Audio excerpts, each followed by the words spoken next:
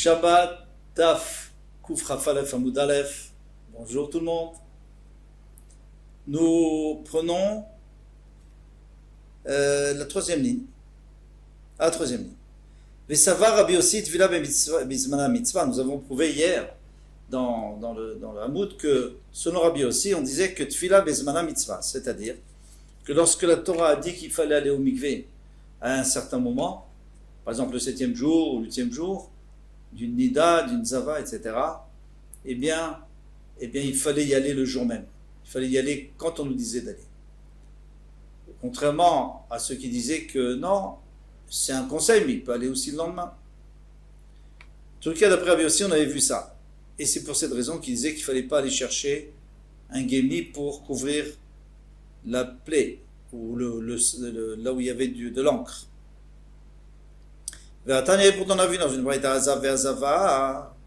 Donc, un Zav et une Zava, donc ceux qui ont une maladie qui s'appelle la Ziva, eh bien, eux, ils doivent compter 7 jours où ils n'ont plus, et à ce moment-là, ils vont au mikvé. Même si c'est Yom Kippour. À Metzorat, même à Metzorat, la même chose, le Metzorat, il compte 7 jours. Le 3e jour, le 7e jour, on doit les asperger du sang de la vache rousse, ils doivent se raser les cheveux, et ils vont encore au mikvé le 7e jour. Boen Nida, celui qui va avec une Nida, Vetamemet, ou un Tamemet, la même chose, il va au mikvé même si c'est Yom Kippour.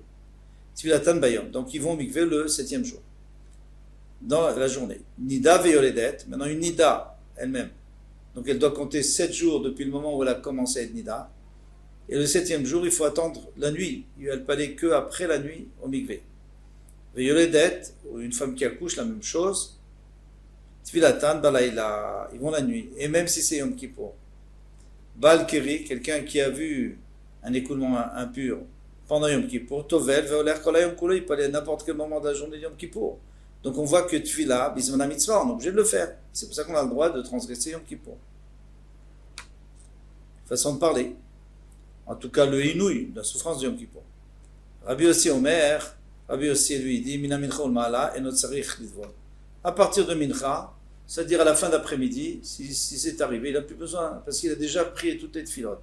Alors, selon Tosfot, on parle du cas où il a prié Shacharit, Mincha et même Neila. Selon Rashi, il a prié Shacharit et Mincha, parce qu'il a écrit Mincha, donc Rashi comprend pas Shout. Il n'a pas prié Neila, mais ça va d'après Rav qui dit qu'on peut prier Neila à la nuit.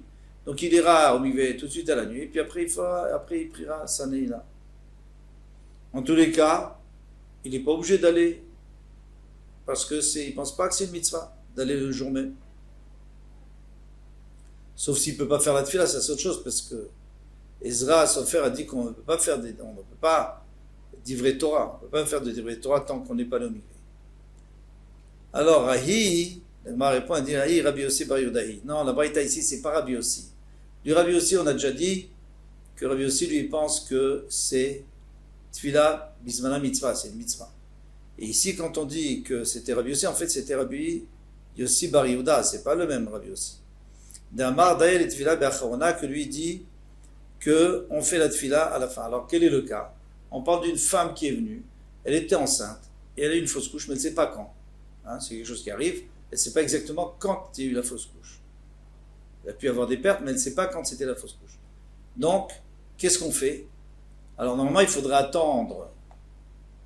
Si c'est un garçon, il faut attendre 7 jours. Si c'est une fille, il faut attendre 14 jours. Et après, si elle a plus de sang, elle peut aller au mikvé. Très bien. Maintenant, le problème, c'est qu'on ne sait pas quand c'est le 7e jour, quand c'est le 14e jour.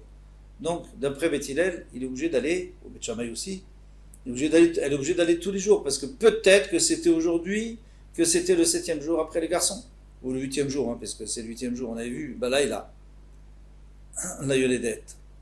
Donc c'est le 8e jour, peut-être maintenant c'est le 8e jour, demain ça peut être le 8e jour, après-demain ça peut être le 8e jour. Et une fois qu'elle a terminé avec le garçon, peut-être que c'était une fille, cette fausse couche, et la fille c'est le 14e jour. Donc, ensuite, ainsi de suite. Après, il y a d'autres problèmes. Peut-être qu'elle était Zava aussi. En tous les cas, elle est obligée de faire tous les jours. Et lui, qu'est-ce qu'il dit, Rabbi Yossi bar Yehuda? Non, elle attend, elle fait tous ses calculs, que soit passé vraiment toutes les possibilités de Touma, et quand elles voient que c'est terminé, elles vont au mikvé, c'est terminé. Très bien, Matnitin. Nochish, Sheba, Lechavot, Enomrim Lo Kabe, un goy qui vient éteindre. Il y a un incendie, le goy vient. Il se dit, moi je vais éteindre, il va me payer après, Shabbat. On ne lui dit pas ni d'éteindre, on ne lui dit pas non plus n'éteins pas. Ce que tu veux, ce qu'il veut, il peut faire. Parce que nous, on n'est pas responsable s'il veut faire une avéra. C'est pas une avéra pour lui, il fait ce qu'il veut. Aval katan sheva lechavot, mais quand un enfant il vient pour éteindre, parce que on est responsable que lui il transgresse pas. Il faut voir quel enfant, on verra dans le Gemara. Gemara, Amar Biabi, Bedle kaitiu lomar kol hamechabe inu mafsid. Quand c'est un incendie, on a permis, bien que normalement on n'a pas le droit de profiter d'un travail qu'un goy fait pour nous. Sauf s'il fait pour lui, mais s'il fait pour nous, on n'a pas le droit. Alors on n'a pas le droit de dire tout celui qui est éteint, il ne perd pas. Sous-entendu, je vais te payer ce soir. Normalement, on n'a pas le droit. Mais pour une dléka, pour un incendie, on a permis parce qu'il y a une grosse perte d'argent. Nima Messayele. Alors, ce qui vient de dire Rabbi Ami, ça a l'air que notre Mishnah, on peut aider. On peut l'aider dans son système. Pourquoi? Parce qu'il y a écrit on n'a pas le droit de lui dire d'éteindre. Ve'al techabe, ni de ne pas éteindre. Shen shvitato alem. Kabe ou de l'omrina, on ne dit pas d'éteindre. L'omrina ne, ha, kol hamechabe, no efsid, l'omrina ne. Sous-entendu, si on ne lui a pas dit explicitement éteindre, mais on lui a dit celui qui veut, il peut éteindre, alors on aurait le droit. Alors moi, tu dis non, c'est pas une preuve. Pourquoi? Emma Sefa, viens voir la Sefa, qu'est-ce qu'il y a écrit? Al techabe, n'éteins pas. Al techabe, l'omrina ne, on n'a pas le droit de lui dire de ne pas éteindre. C'est-à-dire, on n'est pas obligé de lui dire de ne pas éteindre. Laisse-le, il peut éteindre. Pourquoi on vient nous dire que on ne lui dit pas de ne pas éteindre? Sous-entendu, c'est un chidouche, mais c'est pas un chidouche, puisque si on avait le droit de dire celui qui veut éteindre, il peut éteindre, il ne perd rien, hein. Calvar Fromer a plus forte raison qu'on a le droit de le laisser, de ne pas lui dire de ne pas éteindre. Alors, si on nous dit, ce chidouche, que il faut pas, on l'empêche pas, s'il veut, il peut éteindre, mais on ne lui dit pas le techabé, ça sous-entend que de lui dire, celui qui éteint, il recevra quelque chose, c'est assourd. Donc, il y a une contradiction entre le début et la fin de la Mishnah. Et là, mais alika les mashmamim. Là, donc, on peut rien entendre, on peut rien entendre de précis de cette Mishnah, c'est-à-dire que dans la Mishnah, on ne veut pas qu'on fasse les sous-entendus de la Recha ou de la Sefa. Il n'y a pas de sous-entendu, donc on n'a pas de preuve. C'est pas grave, de toute façon, lui, il l'a dit, Rabbi Ami, il l'a dit de lui-même. Tanoura Banan. On va nous enseigner Maaseh Venaflat Leka Bechatzroshel Yosef Ben Simaï. C'était un juif, bien sûr. Et sa cour a commencé à brûler, et ça allait se propager. Béchichin, dans la ville de Shichin. Baouanche Gisera. Ils sont venus, des gens du gouvernement, des chez Tsipori, du gouverneur de Tsipori, les Chabot, pour éteindre. Il des chapeaux troupeaux chez le Melechaya, parce que lui, il était le trésorier du roi, donc ils sont venus pour sauver. Veloï Khan, il les a pas laissés. Est-ce qu'il avait le droit? Bien sûr qu'il avait le droit. Et ceux qui sont venus, il leur a rien dit. On ne dit pas Al-Techabé, on n'est pas obligé de dire Al-Techabé. Mipne Kevod Shabbat, à cause de Kevod Shabbat. Alors qu'est-ce que c'est Kevod Shabbat? Alors on va voir un peu plus loin. Maintenant, c'est l'eau. Pas Issour Shabbat, mais Kevod Shabbat. Naselo Nes, il y a eu un Nes, Verdou Geshamim. L'eau est descendue, c'est-à-dire il a commencé à pleuvoir bien qu'il faisait beau. Les Chibou, et ça tout éteint. L'Aïrev Shiger, l'Echol Echad Mehem, le soir il a envoyé jeter Slaim, deux pièces d'argent importantes.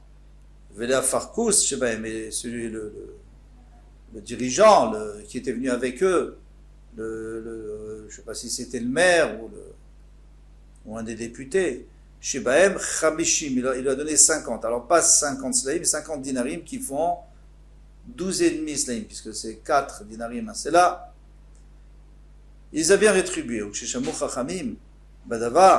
Et lorsque les Chachamim ont entendu, Ambrou, ils ont dit, Lo Ayatzef, car il n'avait pas besoin, Sharechaninu, Nochi Sheba Lechavot. Parce qu'il y a écrit qu'il n'a pas besoin il ne devait même pas les empêcher, parce qu'il y a écrit qu'un goy qui vient pour éteindre, et Nomrim Lo Chabe, Val Techabe, on ne lui dit pas, ni d'éteindre, ni de ne pas éteindre, on le laisse faire. En tous les cas, ici, il y a deux petites questions. D'abord, pourquoi il ne les a pas laissés? Et deuxièmement, pourquoi il les a payés? Ils n'ont rien fait, pourquoi il les a payés? Alors, il ne les a pas laissés, pas à cause de Kevod Shabbat, parce qu'il s'est dit, si je le laisse, les gens ils vont croire que c'est moi qui leur a dit de venir. Ça, c'est très embêtant.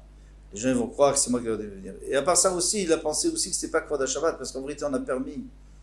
Normalement, on n'a pas profité d'un goy, d'un travail d'un goy, mais là, on a permis à cause. Et c'est de maman, on ne peut pas perdre de l'argent. Il a dit, je préfère perdre de l'argent.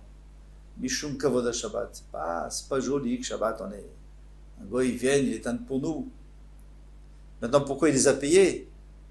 Nous dit le Ben Ishraï, parce que s'ils n'avaient pas payé, alors il aurait profité du Nes que la pluie est tombée, il aurait profité. Il ne voulait pas profiter du Nes, parce que ça a été fait, donc, le Malaminatera, pardon, au-dessus de la nature, c'est surnaturel. Il ne voulait pas profiter d'avoir dérangé Hachem qui vit à Chol. Donc il les a payés pour dire, voilà, j'ai rien gagné. De toute façon, il m'aurait éteint. Aval katan sheba lechabad, mais un enfant qui vient, shomilon l'écoute pas, parce que l'enfant, eh bien, on a l'obligation de le faire garder Shabbat Shmat Mina. Tu peux apprendre ici, katan ochen nevelot beddin mitzuvim alav leafrisho. Un enfant qui mange des nevelot, il mange de la viande pas cachère, eh bien, le beddin il l'a empêché. Mais on sait très bien qu'il y a une marloquette là-dessus. Alors, qu'est-ce qu'on va faire avec ceux qui interdisent, ceux qui permettent? Amar Yochanan, bekatan aosé leda ataviv. Ici, on parle d'un enfant qui fait, parce qu'il voit que son père est content. Il voit que son père est content qu'il éteigne. Même si son père ne lui dit pas, mais on voit dans ses yeux qu'il l'encourage. Alors, il m'a dit, bien sûr, dans ce cas-là, c'est sûr qu'on n'a pas le droit. Mais si l'enfant le fait parce que lui, il a envie, on a le droit, on peut le laisser. S'il n'est pas arrivé au chinour, s'il n'a pas l'âge d'être éduqué. Des kavata gabenochi, alors dans ce cas-là, chez le goy, on est obligé de dire que c'est la même chose, des kavid et daté d'Israël. Si tu parles d'un goy et d'un enfant, donc tu parles dans le même cas, c'est-à-dire que le goy aussi voit que tu as envie qu'il t'éteigne. Mishari, alors dans ce cas-là, est-ce que c'est permis? Ça ne devrait pas être permis. Si le goy sait que ça te fait plaisir, alors pourquoi on a dit qu'on a le droit? Il dit nochi les daté de nafshe avid. Non. L'enfant, bien sûr qu'il fait pour faire plaisir à son père, mais le goy, il fait jamais pour te faire plaisir. Le goy, il fait parce qu'il va avoir la paye le soir. Kofin keral gabé un air, on peut retourner une casserole ou une coupe sur un air, un air qui est trop proche, sur une bougie qui est trop proche de la poutre, et ça risque de prendre feu. Donc on met dessus un air, puis je chez l'autre et bekora pour pas qu'elle prenne feu, pour pas que le feu prenne à la poutre. Alors quel est le chidouche? C'est qu'on ne va pas d'après Rav Yitzhak, parce que Rav Yitzhak lui dit qu'on n'a pas à déplacer quelque chose pour une chose qu'on ne peut pas dépasser pendant Shabbat. On n'a pas le droit de prendre un ustensile et le mettre dans un endroit pour protéger quelque chose qu'on n'a pas le droit de déplacer, qui est mouktsé. Et la même chose est Valtsoa chez le katan, sur un excrément d'enfant, pour pas que l'enfant joue avec, vers la crave chez Otishach, ou sur un scorpion pour pas qu'il morde, on a le droit de le mettre. Alors ici, la Gemara va poser la question. Hein. Et un scorpion, bien sûr qu'on a le droit de le tuer. Qu'est-ce qu'il parle ici de mouktsé? On ne parle pas de mouktsé. On verra. Amaravuda Maaseh ba lifnei Rabban Yochanan. Il y a un Maaseh qui est devenu de Rabbi Chomet Zakkai, dans la ville de Harav, et lui a dit, moi je crains que celui qui a mis à l'envers sur le scorpion, il l'a capturé et il sera chayav khatat. Vous allez me dire, mais quel rapport? D'abord, et on aurait le droit de le tuer. Alors ici on parle qu'il n'était pas en train de nous courir après, il était tranquillement, il ne faisait rien. Mais tout de même, qu'est-ce qui est pour Israël Fratat? C'est Mlacha, chez Nasra les Gouffar. Moi, je n'ai pas besoin de ce scorpion. Qu'est-ce que je vais faire avec un scorpion? Rien à faire avec un scorpion. Moi, je veux juste pas qu'il me morde. Et la réponse, c'est que lui, il pense comme Rabbi Yehuda. Et Rabbi Yehuda, lui, il pense que Mecha chez Nasra les Gouffar, Chayav. Rabbi Yehuda Vermia, bon, ça on laisse pour demain. C'est une histoire. À demain, Bezrat Hashem Kol Touf.